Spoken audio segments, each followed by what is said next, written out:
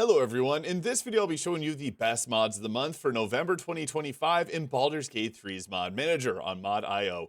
Lots of incredible mods this month, like this photo mod that you see right here, which adds a ton of popular dances into the game. It's hilarious, but we also got some really great things for fans of D&D with the Book of Rogues by Incognito Burrito here, adding in 5 new rogue subclasses to the game. Let's do a brief breakdown of some of the mods that we'll be covering today. We also got Fade's Assorted Treasure expansion. I'll get into what that all entails. Poesielibre's Fantastical Hairstyles, the Frost King Knight, Hide equipment slots, Fairy King underwear, Fairy Wing underwear, which lets you fly around as a fairy. We also got the Feline Fiendish, Ghost of Faerun class, a bunch of different Paladin subclasses, and much more. While I have it open, I want to mention the Sera Silly Cauldron Delulu dances by Seraphine here, which adds in a ton of popular dances to the game. I love silly mods like this because this is exactly what modding is all about. So if you want to take some funny videos or photos with your characters in Baldur's Gate 3 to some popular songs like Crazy in Love, Toxic, Don't Show, Oops, I Did It Again, now you can. We have a bunch more of photo mode mods to cover, but I'll cover those a little bit later on in the video.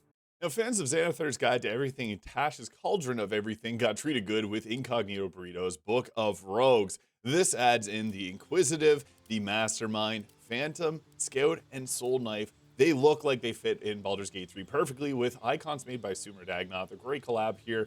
To briefly break down what each of these does, the Inquisitive is kind of a single target damage dealer. You can use a insight check to get a free sneak attack off against an enemy without advantage. The Mastermind is kind of a support style rogue. You got advantage on deception and performance checks, disguise self, and you can buff up your teammates to give them advantage on their attack rolls. The Phantom is kind of an area of effect style rogue, dealing necrotic damage. You can also use your Whispers of the Grave to get yourself a proficiency in a chosen skill, so they kind of got a all-in-one type vibe. The Scout is all about movement speed and just dashing around the battlefield. And the Soul Knife, it's one of the most popular rogue subclasses for a reason. Using psionic energy dye to empower its attacks, it can summon in Psychic Blades, which you can do a sneak attack by throwing it, and you can also kind of jump around the battlefield like Minato from Naruto by teleporting with your blades.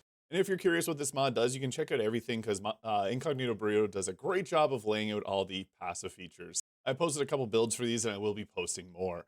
We also did get the Fade's Assorted Treasure expansion, which is awesome. So if you've used Fade's equipment distribution, you'll know that they add in groups of items for all the different subclasses. This is a immersive story-driven style mod where the loot is kind of like there to tell a story and also kind of reward you for exploring some of the more hidden areas of Baldur's Gate 3. I love this mod and I'll be doing a future video on it because I think this is a great mod and it's in its alpha state right now. So more will be coming to this mod. We also got a really great new hairstyle mod. I'm getting asked a lot about this by Poesielibre with their Fantastical hairstyles. So I'll briefly go through the options here because there may be a hairstyle that you may want to use for your next Tav or Dirge here. I really like these. Also, with all hair mods, you can also use the K's hair extensions or the Bangs Everywhere mod to even further modify them if there's one that doesn't really have bangs that you like and you want to add a specific appearance to them. Also, if you're on PC, the Mickey's hair is another great one that adds even further bangs, but that is the Poesielibre's Fantastical Hairstyles mod. But next we got also the Frost King Progressive Equipment Set by Skirby. There's a very cool looking set of armor here, and you get these different weapons. One thing I really appreciate about Skirby's mods is that you can dual wield the big swords, because I love doing that. They also come with progressive items or spells that you unlock as you go through the levels. You can see those all there. If you don't want to use them, you can just drag them off your skill bar. That's the best part about progressive equipment. There's also ones with VFX or no VFX if you like that blue flame to it.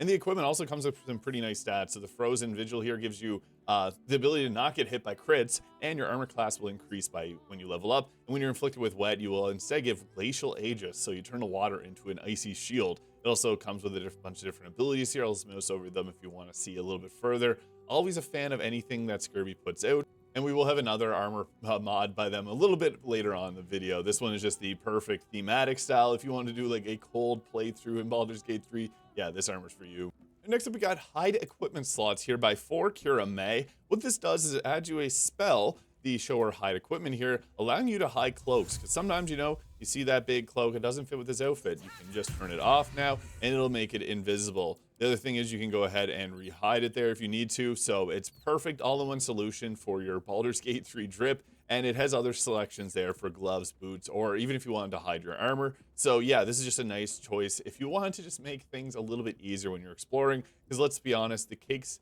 capes in Baldur's Gate 3 aren't always the most aesthetic. Edna Mode said not to wear capes, so no capes.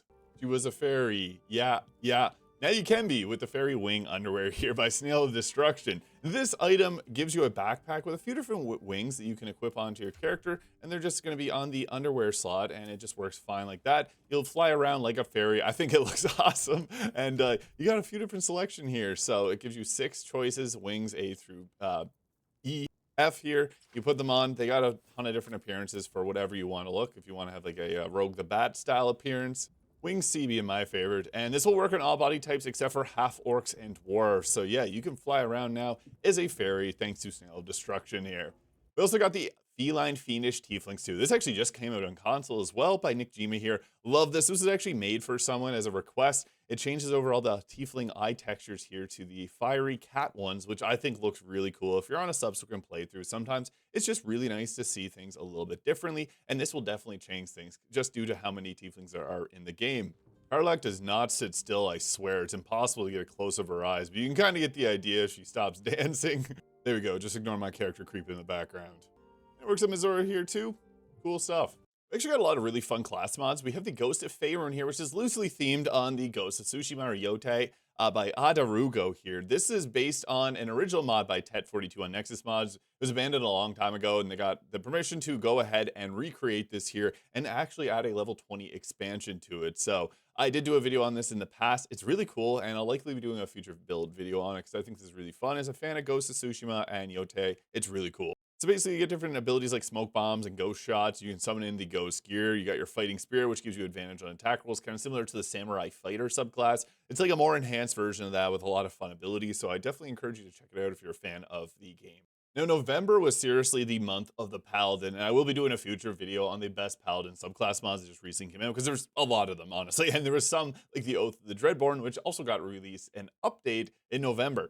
This one here, the Oath of the Moon, is really fun. This is Juno is Playing's passion project. If you're a Selenite fan, this is perfect for you. I will, again, be doing a future video talking about this one, because you get the fun Lunar Smite ability here, which is built into the game. This now will let you use it and apply Holy Flame on strike. This is like the Dame Aelin class mod. One armor mod that I would highly recommend using is the Knights and Dames armor, which is available on both console and PC. It's got one looking like this. It's very thematic for this, so very fun class mod. Now, I mentioned earlier how I love being able to swing around large weapons, Elden Ring style. The Oath of the Colossus Paladin subclass by Blue Joe 11 lets you do exactly that, letting you actually take great swords and dual wield them. This is a fun subclass based theme around being large and in charge, kind of like the giant barbarian for paladins. You get the special Hammer of the Gods ability here, which uses your channel oath points to do additional force damage on an attack and push them away. A bunch of fun abilities here, which you can read through if you're interested. Again, I'll be doing a future video. I don't want to make this video too long on all the different Paladin subclasses, because we also got another fantastic one here with the Oath of Beauty Paladin subclass by the Wailing Bard. They've covered some other homebrews by Laser Llama in the past, and this is another really fun one here. So with the Oath of Beauty, we're focused on mostly enchantment illusion style spells. It's kind of like, if to put it in a nutshell, kind of like a Bard Paladin all in one. It's really cool. A lot of the abilities are around charming here, and you're also able to keep yourself from getting scarred and keep your beauty by preventing attack rolls and reduce them by like your charisma modifier, or using a channel oath charge to force an enemy that's trying to attack you to do a wisdom save, and then you'll charm them and then they don't attack you. It's a really fun subclass, and we'll definitely be covering this as well in the future. Now, one good mod to go alongside this is the Earrings of the Devout here by Barry Semifreddo. This also just released on console. This offers 15 new earrings here based on different deities in Baldur's Gate 3. They use the icons from the games. They fit very well thematically. It just got the silver look here. And I gotta say, I've been using these in a lot of my videos because I just think that they look really well done. So definitely worth checking it out if you're looking for some new cosmetics for your character.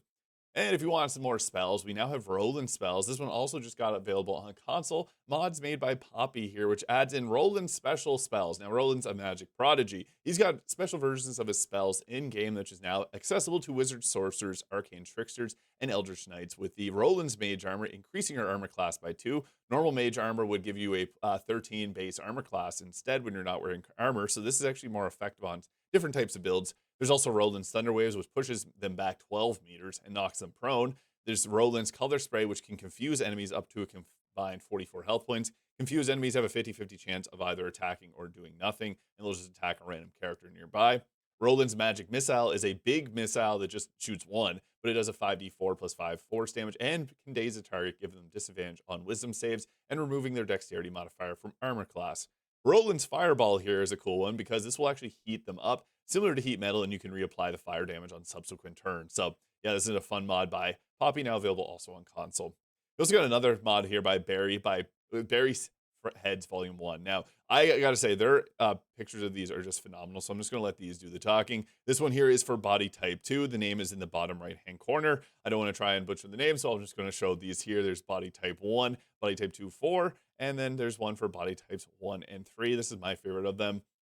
And the Julius head, which I believe is the one shown in the Earrings of the Devout here. So more heads, always happy to see those. Now, getting into some of the photo mode mods, we got a lot of great ones. And again, here, I'm just going to let their work do the talk because they've done so many great screenshots here of their characters. The Faerun Fashionistas Mega Pose Pack has 400 poses. That's a lot. It includes all of the ones here. So, Axion K's cute couple, hand holding, lads, meme poses, child of ball, eternal, life of a Faerunian girl. Music of the night, quiet moment, blood and roses pack, and elegant poses for body type 2. Here's all the mod creators that have worked on this here. And 136 of the poses are exclusive to this pack from Axiana, Alida, Aliona, Daniela, Echo, Megan, Stargazing Volcano, and then a big collab with Raycord there. So let's quickly go through some of these shots. Incredible work here. We got a lot of photo mode mods here. It's so great. It's right before the holiday time, so you can take some cool pictures. That mod also includes the Axion K's lads poses. I also want to mention Sera's silly Cauldron and Delulu poses. I mentioned the dance one earlier by Seraphine. This has a bunch of new photos here. Again, if you're playing with your significant other or friends, you want to do a cool photo shoot, these are the mods to do it with. Axion K's cute couple poses by Axiana here. Another fantastic one.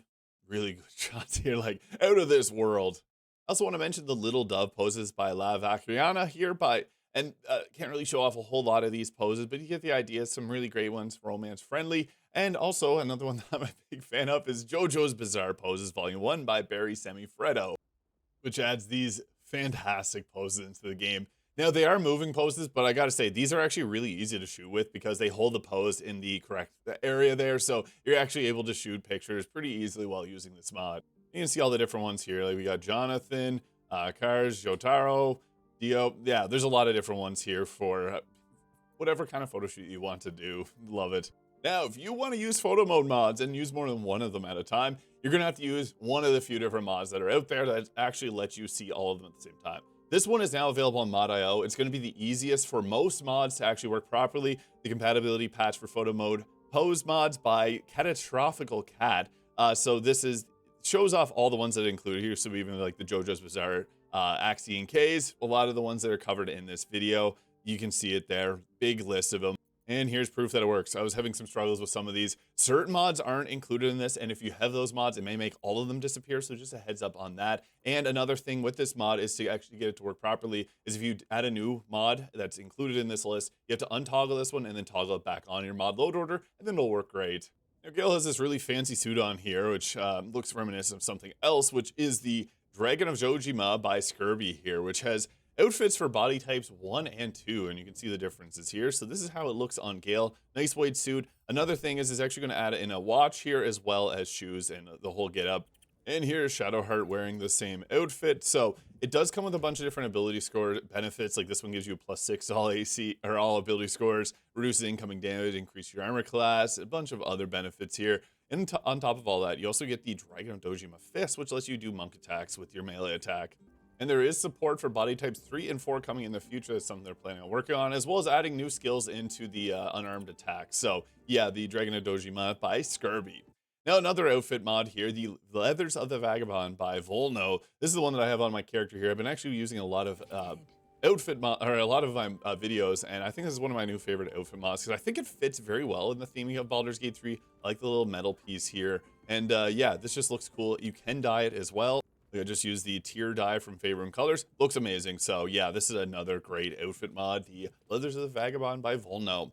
Now we got the Way of Shadow Enhanced here by Storm Cancer, which adds a expansion to the Shadow Monk, which is a strong monk, but let's just be honest, the open hand is just so bustily strong that it's hard for the others to kind of compete with its damage output. The Shadow Monks are really good too, but It gets its best ability at level 11, so you play most of the game not feeling super strong, and you can't even see in magical darkness, which this changes around. You do get some new shadow arts here, which you can see, which is really cool. And yeah, a lot of changed abilities that are a little bit more strong and fitting of the Shadow Monk.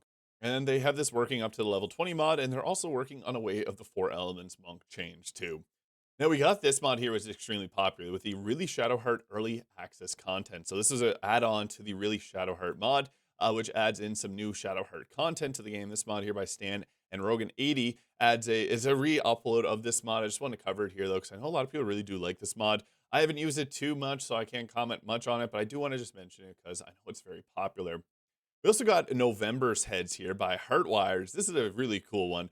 This has already 22k downloads. This is great. So I tried to get this to work, but I'm actually having issues with it appearing. So I'll just show off what they took of the pictures here in the mod. Another really great head mod. There's been a lot of them lately that have all been really good. People are getting, I think, more comfortable with the toolkit and just making faces that feel very lifelike. And I like them a lot more than actually the ones that came in the base game.